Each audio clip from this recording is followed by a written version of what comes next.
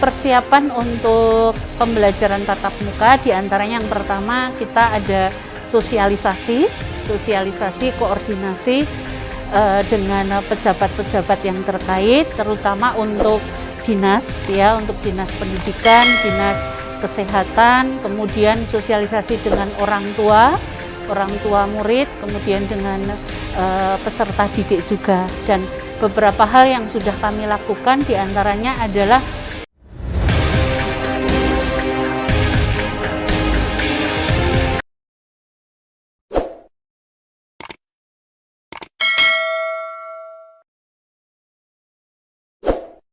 Assalamualaikum warahmatullahi wabarakatuh. Salam sejahtera untuk kita semua. Hari ini saya dalam perjalanan, ini sekitar pukul 9.31 dari Jakarta menuju kota Wonosobo ya, kota atau Kabupaten Wonosobo. Nah, di sana kita rencana akan datang ke 2 sekolah. Ini adalah bentuk pengawasan memang sebagai seorang komisioner dari Komisi Perlindungan Anak Indonesia. Saya memiliki tugas untuk melakukan pengawasan karena bidang pendidikan menjadi concern saya, maka saya akan segera melihat bagaimana uji coba sekolah tatap muka. Jadi tanggal 5 besok itu adalah hari pertama Wonosobo melakukan uji coba tatap muka di masa pandemi. Dan kita akan melihat di 2 sekolah. Pertama di SMP Negeri 1 Wonosobo, yang kedua adalah di SMA Negeri 1 Wonosobo. Nah, seperti apa nanti kita akan lihat ya, dan ada beberapa lokasi juga yang akan kita datangi di Wonosobo, yaitu Dieng. Dieng itu untuk melihat bagaimana di masa pandemi dia bisa menjadi tempat wisata yang ramah anak. Oke ya, ini sudah sampai di Cipali dan sedang perjalanan darat ke Wonosobo. Diperkirakan antara ya paling lama mungkin 7 jam perjalanan. Oke, sampai ketemu di lokasi nanti. Ikuti terus, jangan lupa untuk di like, share, comment, and subscribe ya. Terima kasih, sampai ketemu lagi.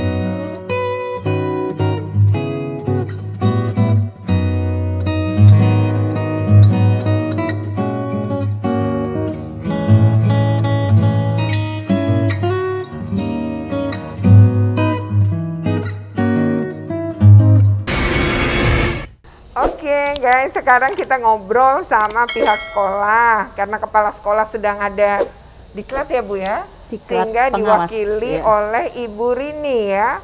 Ibu Rini adalah salah satu wakil kepala sekolah ya di SMA Negeri 1 Wonosobo. Kita kenalan dulu ya, Ibu kenalin dulu nama lengkap, kemudian ngajar apa dan sebagai apa di sekolah ini. Monggo Bu, silakan. Ya, terima kasih.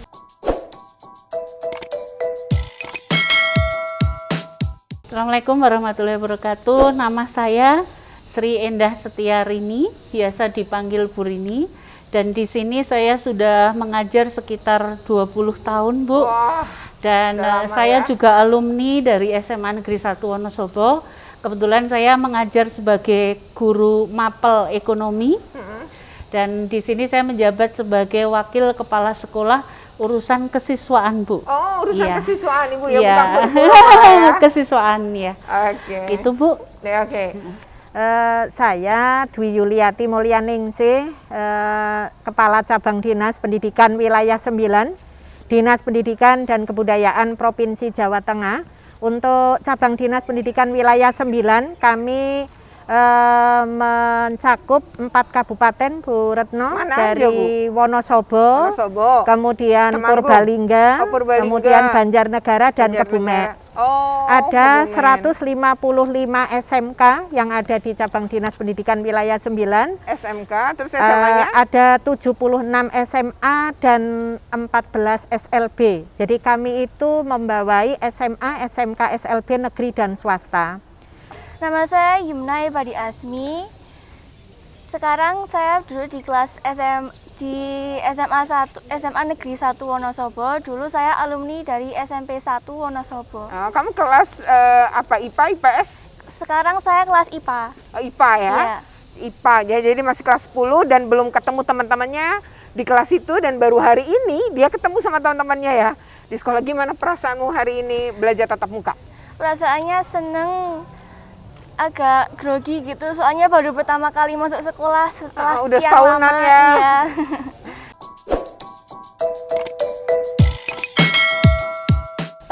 Persiapan untuk pembelajaran tatap muka, diantaranya yang pertama kita ada sosialisasi, koordinasi dengan pejabat-pejabat yang terkait, terutama untuk dinas ya, untuk dinas pendidikan, dinas kesehatan, kemudian sosialisasi dengan orang tua murid, kemudian dengan peserta didik juga. Dan beberapa hal yang sudah kami lakukan diantaranya adalah kita harus mendapat ada surat izin juga, ya, ada izin dari pemerintah di mana kita memang menjadi salah satu untuk uji coba tahap 2 ya, uji coba tahap 2 untuk tahap pembelajaran 2? tatap Oke. muka begitu. Tahap satunya kapan, Bu? Kemarin waktu bulan Oktober kalau nggak salah. Oh, itu ya, pernah dilakukan. tapi itu yang untuk provinsi. Untuk yang provinsi. Ya, untuk berarti ini provinsi. tahap yang kedua ya. Ya, satu simulasi, Dan ada simulasi. uji coba, ada simulasi begitu. Oh, Simulasi, ini uji coba. kategorinya uji coba Uji coba, sekarang. betul. Sekarang uji Oke, coba. jadi memang secara umum sih sekolah ini memang sudah nyiapin ya. Ya. Dan salah satunya mereka bahkan tidak cuma bikin SOP dan infrastrukturnya, tapi juga menyiapkan MOU antara sekolah dengan Betul. fasilitas kesehatan terdekat ya. Ya, betul. Kebetulan terdekatnya puskesmas, jadi MOU-nya dengan puskesmas. Makanya sudah ada berbagai keperluan terkait dengan kesehatan ya, termasuk ruang isolasi Betul. sementara. Iya. Oke. Kendalanya itu kalau insya Allah kalau teman-teman kami untuk terkait kesiapan Sarpras insya Allah sudah dari awal teman-teman mempersiapkan. Hanya untuk melaksanakan kegiatan uji coba ini kami harus betul-betul selektif untuk menentukan peserta didik untuk mengikuti uji coba. Ya, Karena tadi itu ya, yang punya pemetaan, kendaraan, kata Ibu betul, ya. betul. Jadi anak yang Kendaraan berasal dari pribadi. zona aman, Ibu. Pertama Jadi, zona aman, zona terus aman, kemudian kondisi kesehatannya, kondisi kesehatannya. kemudian dia Dibuktikan sarana. dengan surat kesehatan. Iya, kemudian juga sarana transportasi. Oh, Untuk- diusahakan kendaraan pribadi. Betul, kendaraan pribadi atau mungkin kalau jaraknya dekat dia jalan kaki Atau naik sepeda. atau sepeda atau yang orang tua atau keluarga bisa antar jemput, Ibu. Jadi Oke. sementara siswa yang menggunakan sarana transportasi umum di kegiatan uji coba ini belum kita dilibatkan. dilibatkan ya, Masih dalam full uji PJJ. coba. Iya, Ibu. Tapi ke depan akan dengan menambah SOP betul. tadi ya Bu, anak yang datang dengan kendaraan umum berarti harus penyiapan iya, berbeda. betul. SOP-nya Oke. berbeda.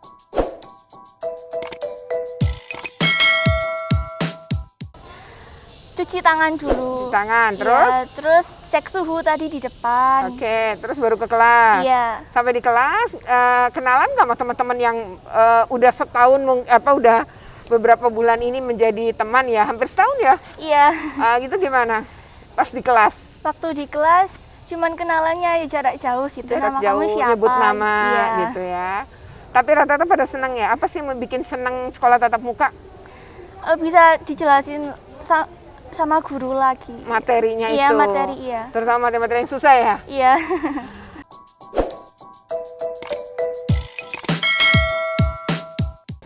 Sebenarnya yang paling pertama dari keinginan harapan kami sebagai pengajar, terutama sebagai pendamping anak untuk belajar, itu paling utama adalah pendampingan untuk penguatan pendidikan karakter. Karena di masa seperti ini penguatan karakter itu sangat penting sekali. Nah, karakter di sini sebenarnya banyak hal sih yang harus dilakukan. Tetapi karena kita kendalanya adalah kegiatan-kegiatan kesiswaan itu ada yang memang bisa dan tidak diperbolehkan atau tidak dan harus sesuai dengan prokes begitu, maka kita sebenarnya menyisipkan karakter itu di setiap pembelajaran. Nah, wujudnya itu sebenarnya dari RPP. Nah, RPP di sini ada RPP yang berpihak pada murid, yang betul-betul di situ ada proses, ada kontennya, ada produknya. Nah, diharapkan Bapak Ibu guru ini mendampingi anak-anak kita terutama untuk mengimplementasikan pendidikan karakter di kehidupan sehari-hari begitu. Jadi tidak hanya berupa materi begitu ya. Karena kalau hanya dengan materi itu kan dikhawatirkan hanya sekedar misalnya untuk hanya untuk dia menguasai kompetensi pengetahuan begitu. Jadi kita mengharapkan betul nanti ada implementasi yang anak-anak itu dapatkan dari pembelajaran kami begitu. Ada yang putus sekolah nggak Bu di sini? Insya Allah tidak. Tidak Alhamdulillah ada tidak. Ya. Nah, lalu kalau yang tadi misalnya ada masalah kesiswaan, umpamanya anak mungkin mau konsultasi buat kuliah gitu ya, atau kesulitan dalam pelajaran, atau mungkin konsultasi dia punya masalah kesehatan mental gitu ya, misalnya di rumah. Betul. Problemnya, nah itu sekolah melakukan apa Bu untuk anak-anak itu? Nah, ini Bu, di sini kita memang harus prosedural. Nah, di samping tidak prosedural, kita juga melakukan pembiasaan-pembiasaan. Di antaranya tidak hanya permasalahan itu ada, ya kan? Kita bagaimana caranya mendampingi anak-anak kita biar kedepannya dia lebih baik, biar yang dari tidak tahu menjadi tahu, dari yang tahu menjadi sangat tahu, dari yang sangat tahu menjadi terinspirasi begitu ya. Nah, kita mulai dari sebenarnya wali kelas. Nah, sebelum wali kelas itu kita ngambil itu ada permasalahan apa enggak itu dari Bapak Ibu guru. Jadi dari Bapak Ibu guru kemudian menyampaikan, ya mohon maaf Bu, ini ada banyak sebenarnya, banyak anak-anak kita itu butuh uluran tangan kita. Nah, apa sih keberpihakan kita sama anak? Di antaranya di kegiatan kesiswaan ini kita tidak terus berkerumun menggunakan kita akhirnya menggunakan kegiatan-kegiatan yang itu sebenarnya tidak boleh begitu ya. Akhirnya kita akhirnya kita ke pendidikan karakter lagi. Nah, gimana sih caranya? Akhirnya kita mendatangi ke anak. Jadi home visit dari guru sudah, dari wali kelas sudah, kemudian dari kesiswaan. Ini nah, untuk ternyata anak-anak yang punya masalah. Ya, anak-anak yang punya masalah. Ternyata misalnya mereka tidak mengikuti PJJ. Ternyata dia tidak punya HP. Akhirnya apa, Bu? Alhamdulillah kita mendonasikan HP. Alhamdulillah terkumpul 15 handphone. Yang itu anak-anak ini? Iya, betul. 15 baru. 15 handphone yang itu diberikan dari Bapak Ibu guru. Alhamdulillah terkumpul 15. Betul. Jadi menyumbangkan handphone baru ya, handphone baru sebanyak 15 dan itu alhamdulillah bisa disampaikan kepada anak-anak dan kita live kan di IG. Jadi kita kesiswaan punya IG sendiri, punya YouTube sendiri, di mana di situ ada banyak kegiatan yang hubungannya dengan keberpihakan sama anak begitu. Alhamdulillah sekali dengan kegiatan, ada kegiatan semansa mengajar. Jadi kita datang ke rumah kemudian disyuting dan nanti ditonton oleh teman-teman yang nantinya itu mereka bisa mengkonsumsi dari hasil yang kita ajarkan. Kemudian tadi itu pembagian handphone. Ya, direkam. Nah, kemudian pembagian video, handphone ya. Handphone itu diberikan pada anak-anak yang betul-betul tidak mampu. dan ternyata Emang banyak membutuhkan. sekali. Iya, Banyak tuh membutuhkan. berarti lebih dari 15. Ya, banyak. Jadi yang baru dibantu iya, hanya 15. masih 15 dan ini terus apa ya namanya kita bantu gitu. Karena kita tidak hanya membantu sama anak yang tidak mampu juga kan. Jadi anak-anak yang memang bermasalah di apa namanya misalnya dia kemampuan akademisnya kurang atau misalnya dia tidak ada kesempatan atau peluang, nah ini kita bantu karena sebenarnya banyak hal sih yang kita lakukan, yang harus kita lakukan di masa pandemik, tidak hanya kegiatan-kegiatan yang apa ya namanya menimbulkan untuk kerumunan massa begitu, tetapi kita itu seperti jemput bola begitu. Iya, jadi jemput bola. Oh, ini ada anak seperti ini harus kita dampingi. Ya udah, kita langsung ke sana begitu. Ya, mungkin Selama itu, ini Bu. begitu, Iya. ya. Jadi untuk uji coba tanggal 5 sampai 16 April ini, nanti setelah 2 pekan ada waktu 1 pekan kita untuk melakukan evaluasi, Bu. Meskipun setiap hari ini semua sekolah pelaksana PTM ini harus melaporkan melalui aplikasi yang sudah disediakan untuk memantau pelaksanaan. Nah, nanti setelah 2 pekan pelaksanaan, 1 pekan evaluasi, nanti akan diperluas tanggal 26 April sampai 7 Mei, Bu. Setelah evaluasi ya. Betul. Jadi nanti dari hasil evaluasi 2 pekan ini nanti akan menjadi dasar kebijakan dari pemerintah provinsi untuk melakukan perluasan pembelajaran tatap muka. Harapannya melalui kegiatan uji coba di tanggal 5 sampai 16 April ini kami berharap teman-teman ini semuanya lancar, sukses sehingga nanti bisa memberikan kesempatan untuk sekolah-sekolah lain melaksanakan uji coba. Oleh karena itu kehadiran Bu Retno dari KPAI kami sangat berterima kasih sekali memberikan support semangat bagi kami dan kami menitipkan harapan kepada KPAI agar kegiatan pembelajaran tatap muka ini bisa segera diperluas agar kesulitan yang dialami khususnya untuk anak-anak kami ini nanti bisa menjadi ada solusi meskipun masih masa pandemi, kami tetap bisa memberikan layanan tatap muka khususnya bagi anak-anak yang membutuhkan penjelasan yang tidak bisa dia terima selama pelaksanaan PJJ. Kami sangat berharap ya, Bu, ya. Kesulitan yang materi tidak bisa didaringkan gitu ya. Harus ketemuan gitu. Jadi begini Ibu, jadi anak-anak itu bisa menerima teorinya, penjelasannya, tapi pada saat mereka sudah mulai mengerjakan tugas, mereka mengalami kesulitan. Jawab soal udah mulai bingung. Betul. Tidak semua orang tua bisa memberikan pendampingan untuk hal tersebut, Ibu. Betul, ya, kita tidak bisa menyamaratakan ya, Bu. Betul, ya. Ibu. Ya. Ya, saya harap pembelajaran tatap muka ini menjadi lebih lama gitu, apa? Oh, sekarang 2 jam cuma ya? Iya. 8 sampai 10 ya? Iya. Oke. Dan waktunya diperpanjang lagi, nggak cuma 2 minggu gitu, tapi untuk seterusnya semoga aja bisa. Oh gitu, ya. jadi pinginnya dari 2 jam palingan nambah gitu ya. Lalu jangan cuma sampai yang 2 minggu ke depan gitu ya. Mudah-mudahan hasil evaluasinya baik ya. Iya, baik. Tapi kamu sendiri disosialisasi nggak sih Mas sekolah misalnya nanti kalau mau datang mau pembelajaran tatap muka apa yang harus disiapkan itu disosialisasi? Iya, disosialisasi melalui apa? Melalui yang mengikuti PTM ini dibuat grup WA, kemudian dikirim SOP gitu. Jadi siswa harus membaca-baca gitu. Ada Google Meet untuk ketemuan gitu untuk jelasin nggak ada? Ada. Ada juga? Iya. Oh, terkait dengan pembelajaran tatap muka ini. Oke ya, baik. Jadi Yumna ini berharap waktunya nggak sebentar kayak sekarang, cuma jam 8 sampai jam 10, maunya ditambah ya. Mudah-mudahan harapannya ya dan teman-temannya bisa patuh terhadap protokol kesehatan. Dan ngomong temanmu patuh ya sehari ini? Iya, mematuhi ya. Iya. Dan jangan nongkrong-nongkrong ya pas pulang ya. Langsung pulang. Kamu Yumna dijemput oleh orang tua ya.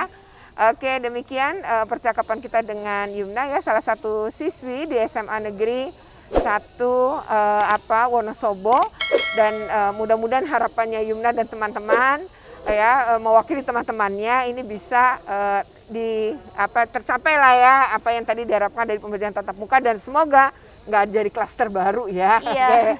Punya hal yang memang butuh pendampingan itu ternyata juga dilakukan.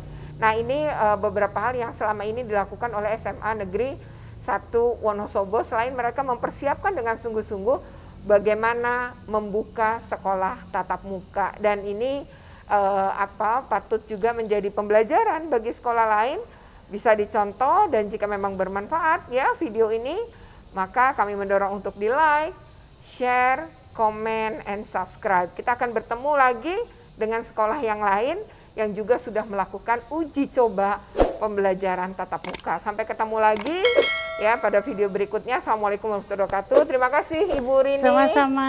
Ya, Ibu. sudah memberikan waktu dan sudah menerima tim kami dengan baik.